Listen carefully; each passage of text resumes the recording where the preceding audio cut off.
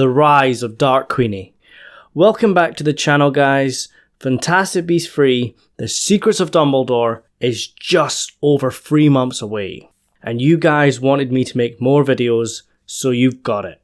This time, I'll be discussing Queenie Goldstein, whose scenes from the trailer have left us with so many questions.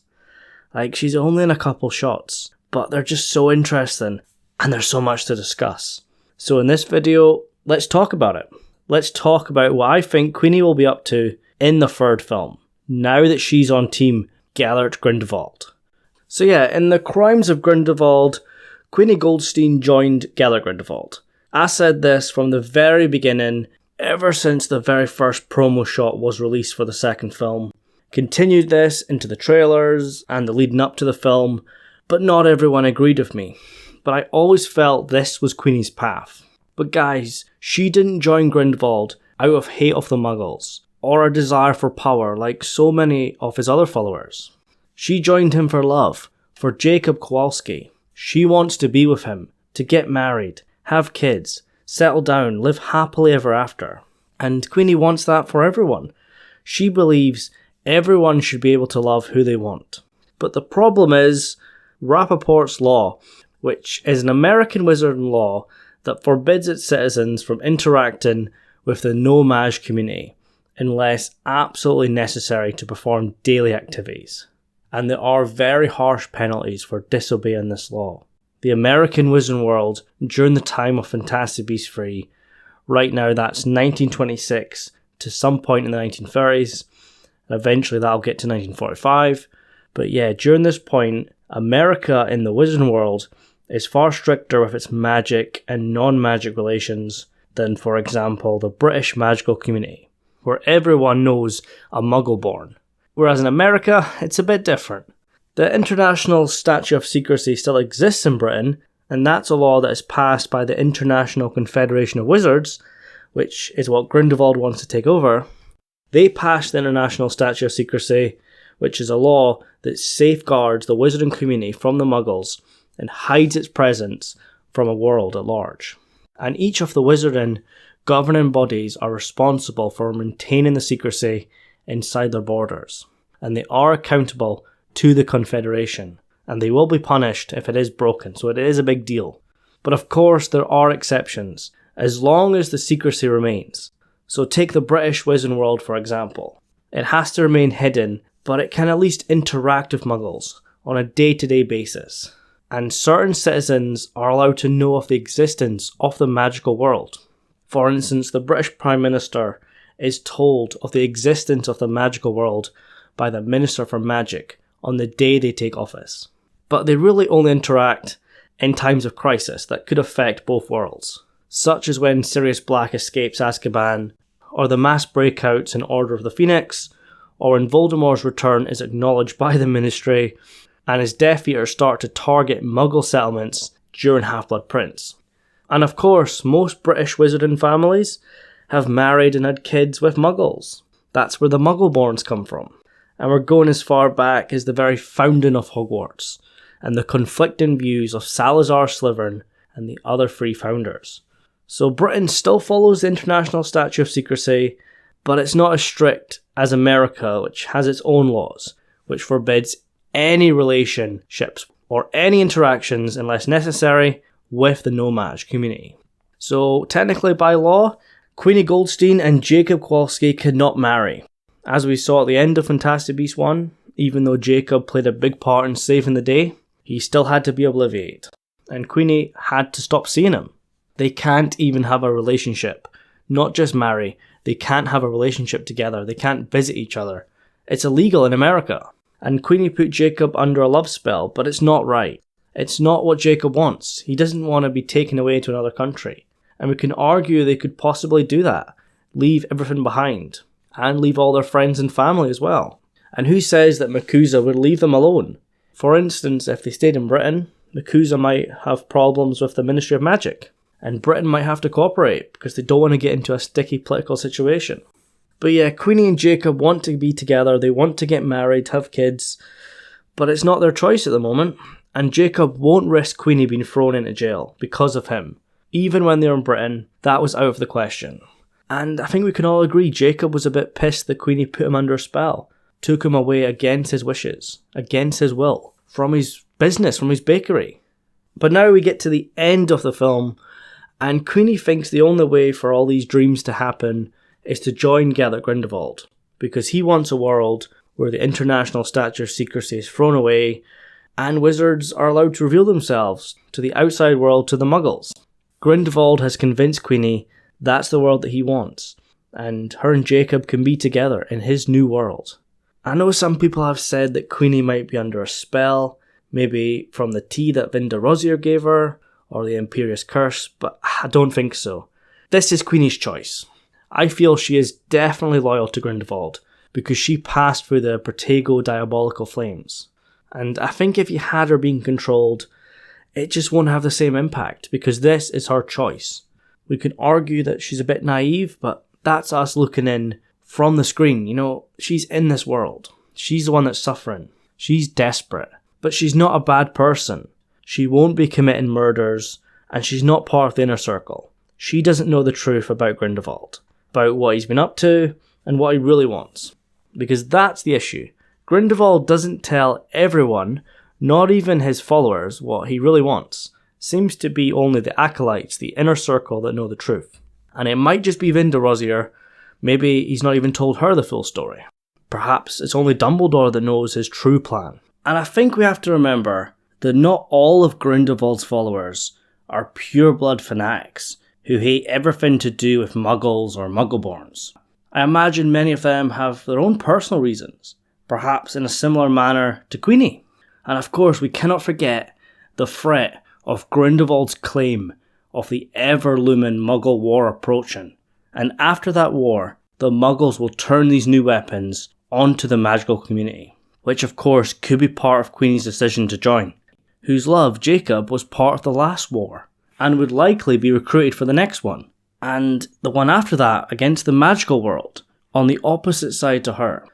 But now we're into The Secrets of Dumbledore, which is set sometime in the 1930s, so at least 3 years has passed, maybe more. And I think at this point Queenie is still on Team Grindelwald, and she's gone full dark mode. Look at her attire. Pink was her favourite colour, but she's always worn darker clothes underneath. But the more she's been pushed to the breaking point, to break the law, and eventually side in with a wanted criminal, she sports a much darker outfit. First film, it was mostly pink with a bit of black. Second film, it was a black outfit with a pink coat. And now, full on black. And I'm getting Cate Blanchett vibes from her. By the end of the film, she's going to go full on Hela. And she will be an important part of Grindelwald's army, even if she's not in the proper inner circle. I think the reason that Grindelwald really wanted Queenie on his team was obviously her gifts to read people's minds through legitimacy, because that is just so useful to anyone, especially someone that is trying to take over the world and win the hearts and minds of people. I know some people have said that she should be able to use legitimacy to read Grindelwald's minds, to see through his lies.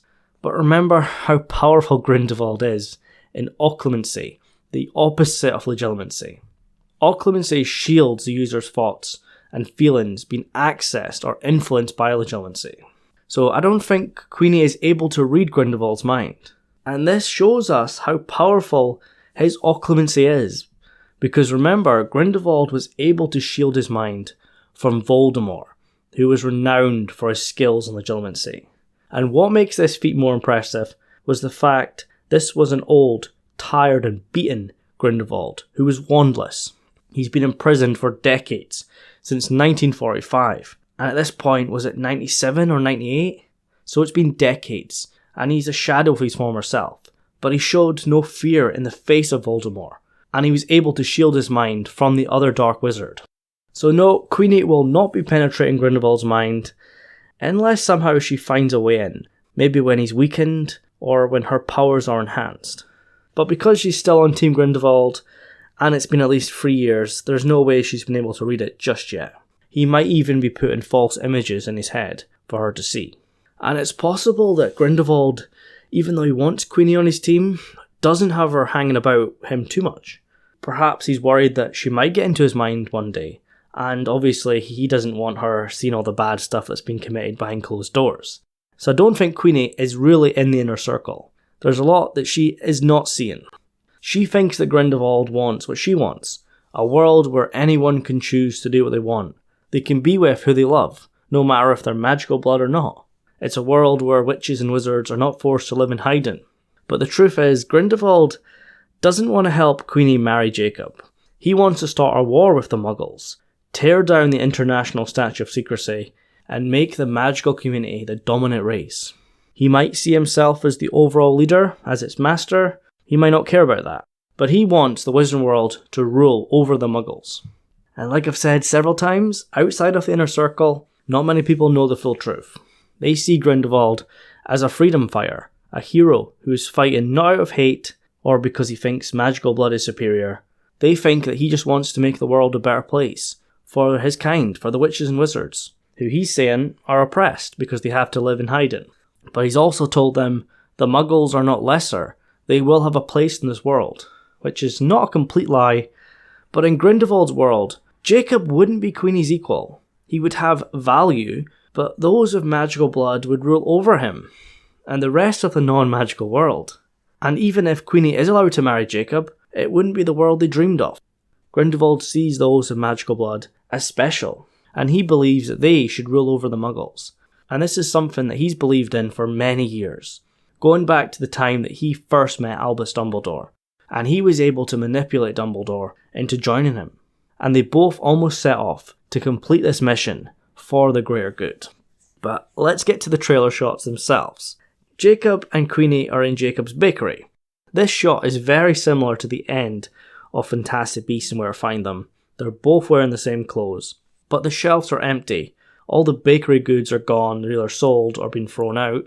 And whereas that scene took place during the day, this looks like it takes place at night. So maybe once the bakery is shut, and then they can show affection to each other once all the customers have left. And this is perhaps when Queenie says, let's be together. Jacob says, no, I love you, but we can't. I'm not letting you go to jail. And then this could be where Queenie puts him under a spell, and then they go off to Britain. It could be a flashback, maybe one of them is remembering this moment. But here's a thought. At the very start of the trailer, we see Albus Dumbledore in New York, outside of Jacob's bakery, at nighttime, during the snow. So perhaps Dumbledore goes to Jacob's bakery at the very start of the film, and maybe Jacob remembers his time with Queenie, maybe tells Dumbledore about it, and Dumbledore urges him that he needs to go and help Newt, his friend, and get Queenie back. Because like I said, remember, at least 3 years have passed since film 2, so Jacob has to have gone back to New York and his bakery. But maybe his bakery isn't doing that great, because Jacob is heartbroken, and he just can't get over Queenie. He knows it's over, but maybe Dumbledore's got a plan to make it all work out in the end. And I think we have to talk about Jacob owning a wand. I will make a separate video on this, but I will include it here as well. Newt Scamander gives Jacob a wand from Dumbledore, but we don't know why. But I've always felt that Jacob is crucial for Dumbledore's plan, to stop Grindelwald taking over the International Confederation of Wizards. We're not sure what the wand's purpose is. Might just be for Jacob to blend in either at the German Ministry of Magic or the Confederation itself. But whatever reason that Dumbledore has for wanting Jacob to have a wand, he knows that Jacob has value. He knows that Grindelwald will underestimate Jacob, a Muggle. He doesn't see him as a threat. And the next shot seems to be Jacob confronting Queenie at a dinner party. And it's likely this is the chaos at the Berlin Ministry of Magic. Jacob raises the wand and there's some sort of cyclone around him. Someone is definitely casting a spell. Either that, or Jacob has learned some magic. It could be someone on Team Dumbledore hiding in the background to make Jacob look like a wizard. Maybe Queenie's attacking him, as she does look pissed off. The last time Jacob saw her, he called her crazy. Something which definitely triggered her. Or maybe Queenie is doing it herself to make Jacob look like a wizard, and to protect him from her new friends, or the German ministry. Including Yusuf Kama, who is behind Queenie, but we have no idea what team he's on because he's been seen with both parties. It's honestly an interesting scene, and I hope it's important and not just a daft throwaway scene. Look, Jacob's a wizard, he's got a wand. I hope it's got some importance, because the Jacob and Queenie characters and their storyline is one of the aspects of Fantastic Beasts that's really appealed to me from the very beginning, from the very first film. I am confident that eventually Queenie and Jacob will live happily ever after, but for now, there are a lot of bumps in the road. Not sure if Queenie will leave Grindelwald by the end of this film, but if I had to put money on it, I would say yes, she will be back with Jacob, and she will be on Team Dumbledore. But remember, Rappaport's law does not get repealed until 1965. That's 30 years later, 20 years after the Fantastic Beasts series ends. So this must mean that Queenie and Jacob find a way for it to work. So they're either breaking the law, they've left America, they've found a safe haven in another country, and that country doesn't mind. Perhaps Britain, because that's where Newt and Tina will live. Maybe Dumbledore convinces the Ministry that it's okay. Or perhaps whoever wins the election for the Supreme Mugwump, the head of the International Confederation of Wizards, allows it. But no matter what, I think Queenie and Jacob are the first step in this law being repealed. But to be honest guys, I'm rambling now, and we could be here all day talking about this. So guys, make sure you post your thoughts on Queenie in Fantastic Beasts 3. I did mention her sister Tina a couple times. I have a video explaining why Tina has a smaller role in this film, and you might want to watch that, because it's a big deal, because Tina was one of the 4 main characters. And of course, her having a smaller role is going to affect her sister's storyline. But we have to get more Tina and Queenie at some point before the end, whether it's a scene or 2 here, and more in 4 and 5. But I've been talking for far too long, so I'll say thank you so much for watching, subscribe for more videos, and I'll see you soon.